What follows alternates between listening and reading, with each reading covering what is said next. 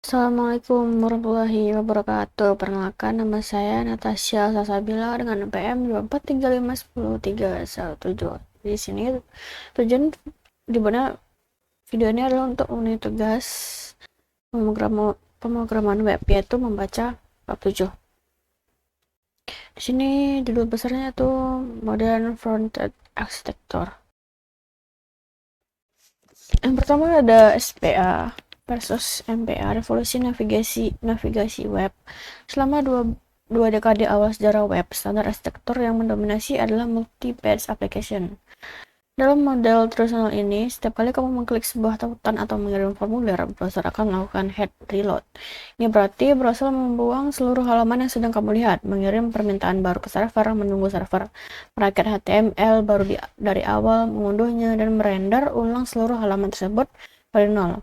Bayangkan ini seperti kamu sedang menonton TV, tetapi setiap kali kamu ingin ganti saluran, kamu harus mematikan TV, menunggu mesin yang dingin, lalu menyalakannya kembali. Proses ini sangat boros bandwidth karena aset yang sama seperti header, sidebar, dan footer harus diunduh berulang kali setiap pindah halaman. Selain itu, pengalaman pengguna menjadi terputus-putus karena adanya layar putih, blank screen, saat di antara perpindahan halaman, yang secara psikologis membuat aplikasi terasa lambat. Sebagai respon terhadap ketidakefisien ini, lahirlah arsitektur single page application yang dipopulerkan oleh framework seperti AngularJS, React, dan Vue dalam konsep SPA. Aplikasi web hanya memuat satu file HTML tunggal saat kunjungan pertama. Setelah itu, navigasi antara halaman tidak lagi memicu reload browser, melainkan dimanipulasi oleh JavaScript yang berjalan di sisi klien. Ketika kamu mengklik menu profile, JavaScript akan mencegat permintaan tersebut, mengambil hanya data JSON yang diperlukan dari server, dan menukar konten di area tengah layar secara efisien, secara instan.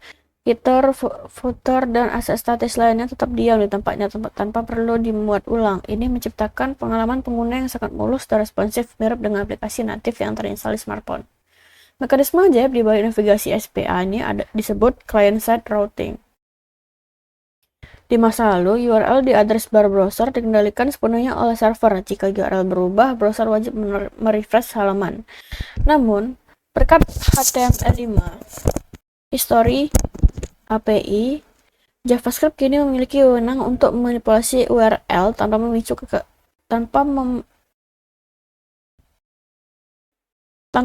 refresh halaman.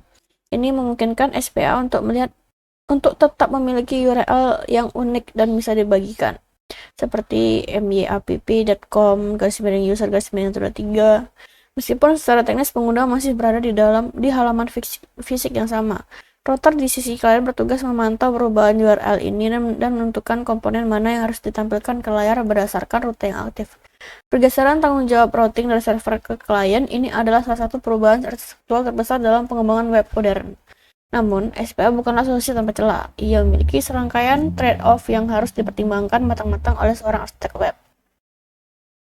Tantangan terbesar SPA tradisional adalah initial load time yang cenderung lambat karena seluruh link aplikasi JavaScript bundle harus diunduh di awal sebelum halaman bisa interaktif. Pengguna mungkin harus menatap layar kosong lebih lama dibandingkan MPA yang HTML-nya sudah siap saji dari server. Masalah ini sangat terasa pada perangkat low-end atau jaringan internet yang lambat. Selain itu, isu SEO (Search Engine Optimization) sempat menjadi mimpi buruk bagi SPA karena crawler mesin pencari dulunya kesulitan mengindeks konten yang dirender oleh JavaScript. Meskipun kini Google Bot sudah semakin pintar menanganinya. Untuk menjembatani kesenjangan antara performa MPA dan interaktivitas SPA, arsitektur web modern terus berevolusi menuju model hibrida, teknik seperti server-side rendering dan static site generation yang digunakan oleh framework meta seperti Next.js atau Nuxt mencoba menggabungkan yang terbaik dari kedua dunia. Halaman pertama dikirim sebagai HTML statis agar mesin pencari senang dan pengguna langsung melihat konten. Lalu setelah dimuat, JavaScript mengambil alih kendali dan mengubahnya menjadi SPA. Proses transisi halus ini disebut hydration.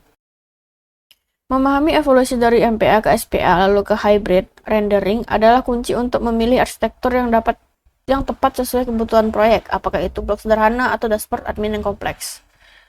Kesimpulannya, perdebatan antara SPA dan MPA bukan tentang mencari penenang tunggal, melainkan memahami konteks penggunaan. MPA masih sangat relevan untuk situs yang berorientasi konten statis seperti portal, berita, atau dokumentasi, di mana kesederhanaan dan SEO adalah prioritas utama. Sementara itu, SPA adalah standar mutlak untuk aplikasi yang kaya interaksi, seperti media sosial, manajemen proyek, atau aplikasi musik streaming. Sebagai pengembang, kamu tidak boleh hanya ikut-ikutan tren SPA karena terlihat keren. Kamu harus bisa menjustifikasi keputusan arsitekturalmu berdasarkan metrik performa pengalaman pengguna yang ingin dicapai. Yang kedua ada komponen based arsitektur, Lego untuk web. Jika kita membedah cara developer membangun web di era jQuery, kita akan menemukan pendekatan halaman per halaman. Developer akan menulis file about HTML, contact HTML, dan home HTML secara terpisah, seringkali dengan menyalin tempel kode navigasi dan footer di setiap file. Jika ada perubahan desain pada tombol utama, developer harus membuka 10 file berbeda dan mengeditnya satu persatu. Pendekatan ini sangat rapuh, sulit dirawat, dan melanggar prinsip try, don't repeat yourself. Komponen based arsitektur hadir untuk mengakhiri kegilaan ini dengan mengubah unit dasar pembangunan web dari halaman menjadi komponen. Dalam filosofi ini, antarmuka pengguna UI dipecah menjadi potongan-potongan kecil, mandiri, dan dapat digunakan kembali yang disebut komponen.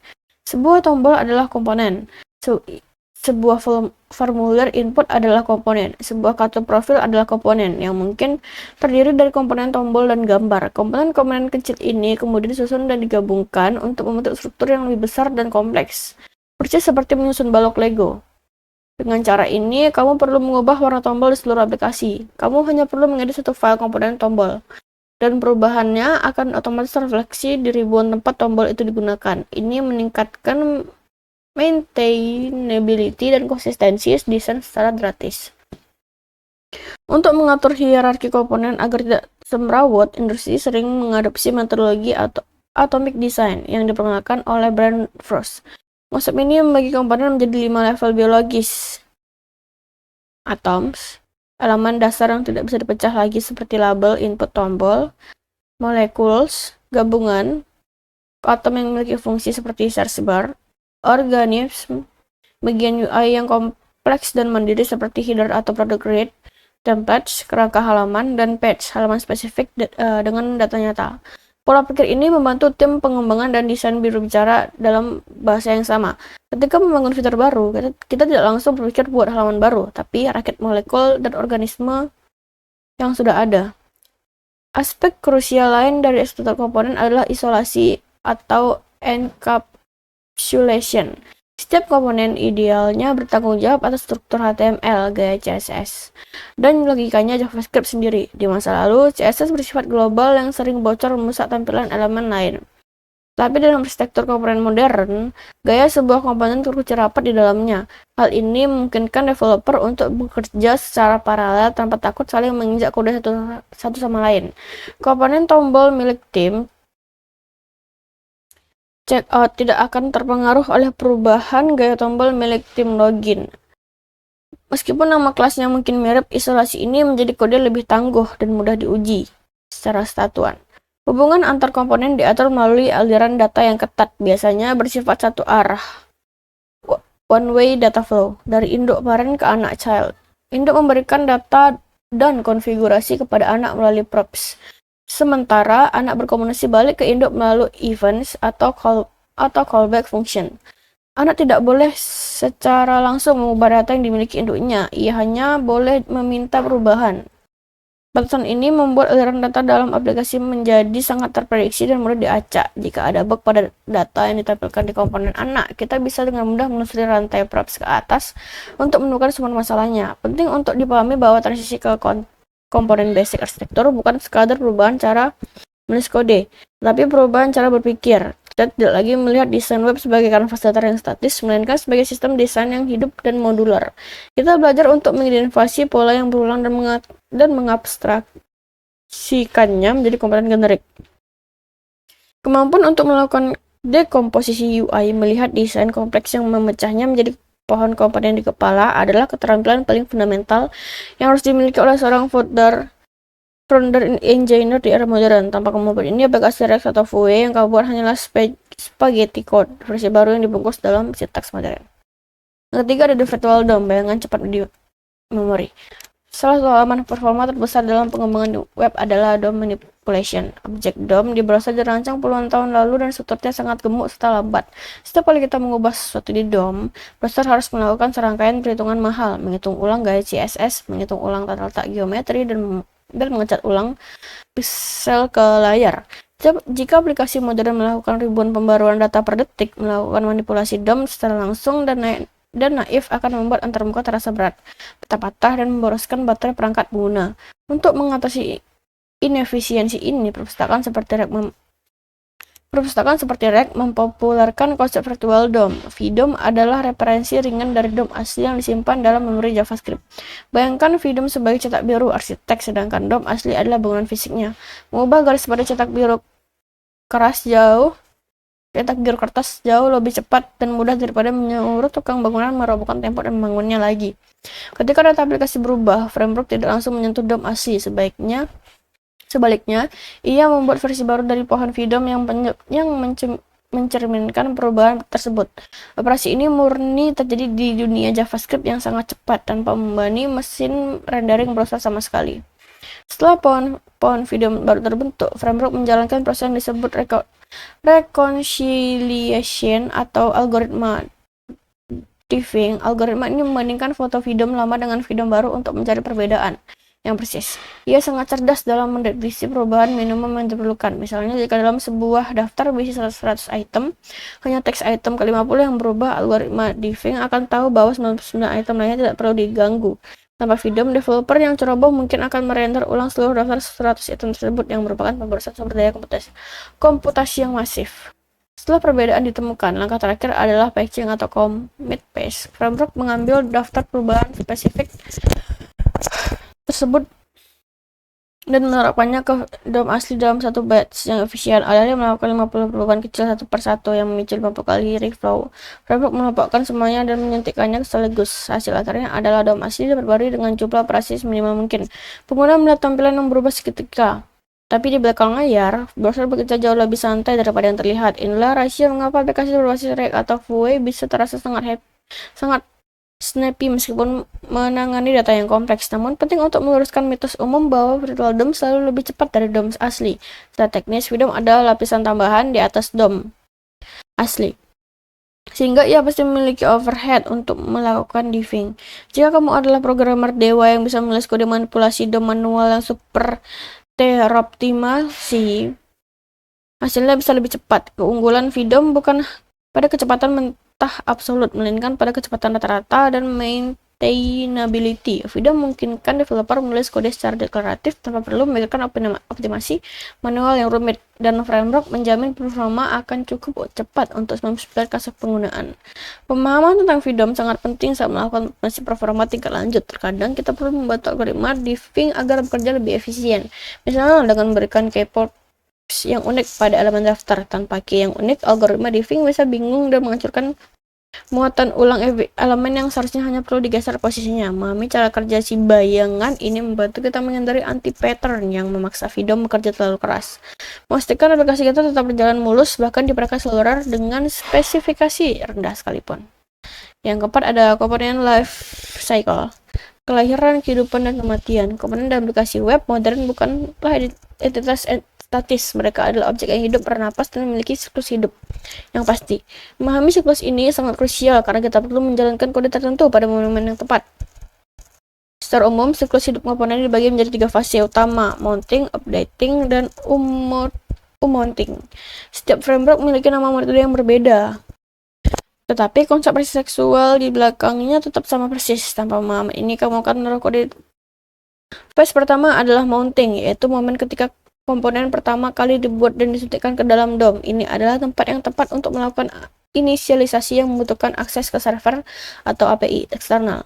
Misalnya, jika kamu membuat komponen daftar pengguna, kamu akan memanggil fungsi fetch API dalam kurung API user pada fase ini. Jangan pernah melakukan pengambilan data berat di dalam fungsi render atau konstruktor utama. Karena itu bisa memblokir proses rendering awal dan membuat aplikasi terasa lambat. Mounting hanya terjadi sekali seumur hidup komponen tersebut, kecuali komponen itu dihancurkan dan dibuat ulang dari awal. Fase kedua ada updating, fase terpanjang dalam hidup komponen. Fase ini terjadi berulang kali setiap kali ada perubahan pada props atau state.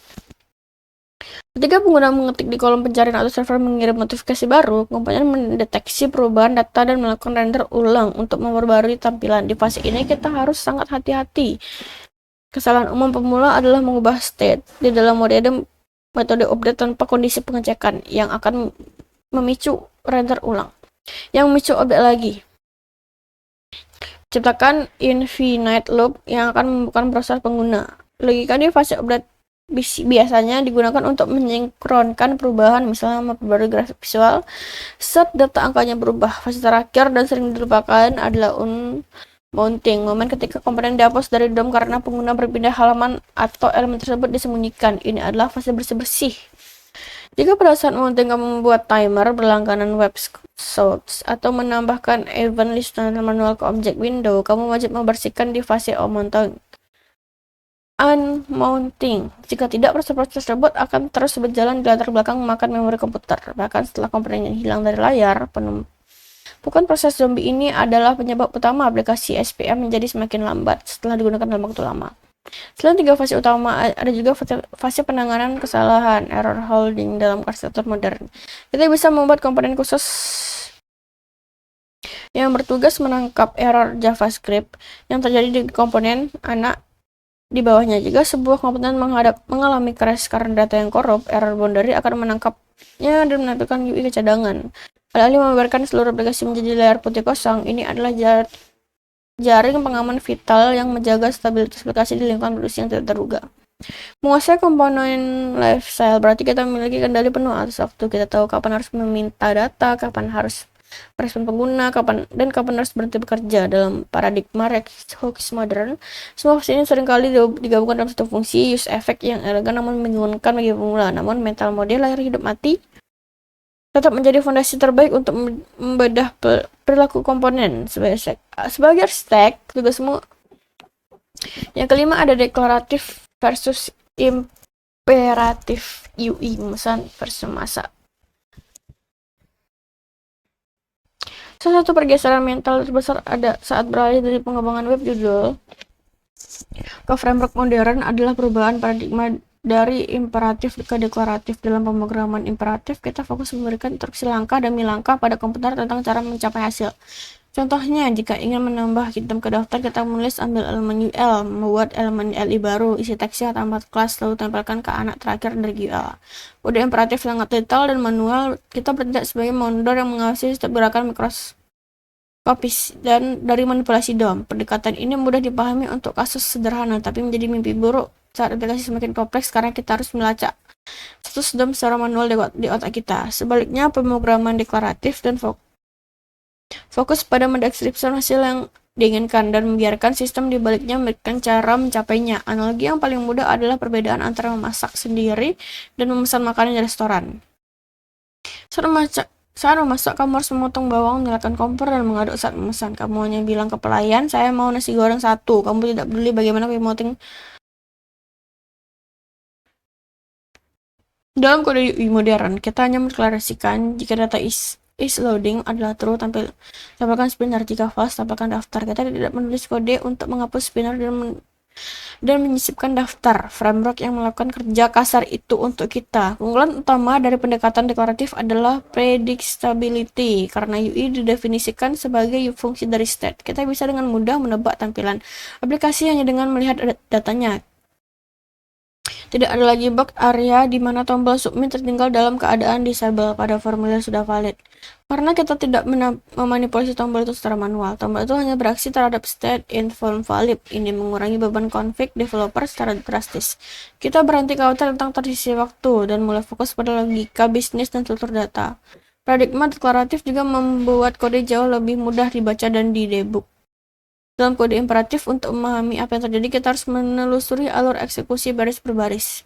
Dalam kode deklaratif, kita hanya perlu membaca template atau fungsi render untuk melihat peta dari UI. Hubungan antara data dan tampilan bersifat explicit dan tertulis jelas dalam struktur kode. Ini sangat membantu ketika bekerja dalam tim, karena anggota tim baru bisa memahami struktur komponen tanpa perlu membedah ribuan baris logika manipulasi domain terbesar yang tersebar di mana-mana. Namun, abstraksi deklaratif ini menuntut kita untuk melepaskan total mikro. Ada kalanya kita merasa frustasi karena tidak bisa menyentuh elemen DOM secara langsung untuk melakukan animasi kompleks atau integrasi dengan library pihak ketiga yang masih imperatif. Untuk kasus-kasus langka ini, framework modern menyediakan periode darurat yang memungkinkan kita kembali ke mode imperatif jenak. Namun, seorang aturan emasnya adalah scene state not DOM. Kesimpulannya, pergeseran ke UI deklaratif adalah evolusi alami untuk menangani kompleksitas terbuka modern. Ini membebaskan kita dari pekerjaan kuli bangunan dan mengangkat kita menjadi arsitek sejati. Dengan memahami paradigma ini, kamu tidak akan lagi melihat framework seperti React sebagai cara yang lebih rumit menulis HTML, melainkan sebagai sistem manajemen state yang canggih yang kebetulan menghasilkan UI sebagai efek sampingnya. Ini adalah fondasi dari semua pengembangan frontend skala besar di masa depan. Yang keenam, ada integrasi keislaman, bangunan umat, dan siklus kehidupan. Konsep component based architecture dalam pengembangan antarmuka modern adalah cerminan dari konsep ukhuwah dan kesatuan umat dalam Islam. Rasulullah SAW bersabda, perumpamaan orang-orang mukmin dalam hal saling mencintai, menyayangi, dan mengasihi bagaikan satu tubuh. Bukhari Muslim dalam atau VW, sebuah aplikasi besar dibangun dari komponen-komponen kecil yang berdiri sendiri namun saling bekerja sama membentuk satu kesatuan fungsi.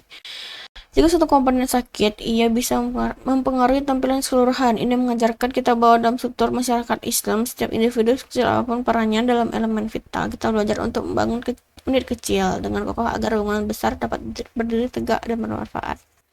Mekanisme virtual DOM dan algoritma reconciliation mengajarkan kita tentang pentingnya muhasabah.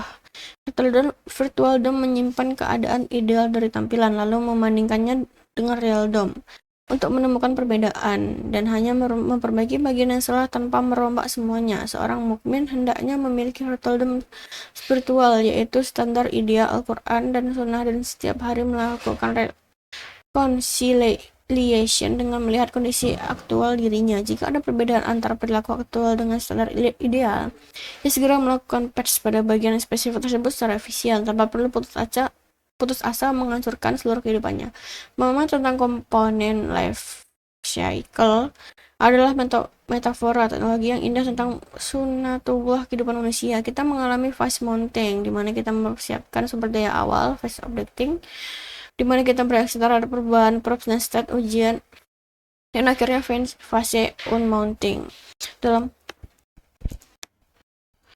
Dalam fase unmounting sangat krusial untuk melakukan clean up agar tidak terjadi kebocoran. Demikian pula seorang muslim harus mempersiapkan husnul khotimah dengan membersihkan diri dari dosa sebelum di unmounted ini agar tidak meninggalkan beban yang merusak di kemudian hari. Pergeseran paradigma dari imperatif menjadi deklaratif dalam UI modern mengingatkan kita pada konsep niat dan tawakul. Dalam paradigma deklaratif, kita mendefinisikan state dan membiarkan framework mengurus dan tampilannya.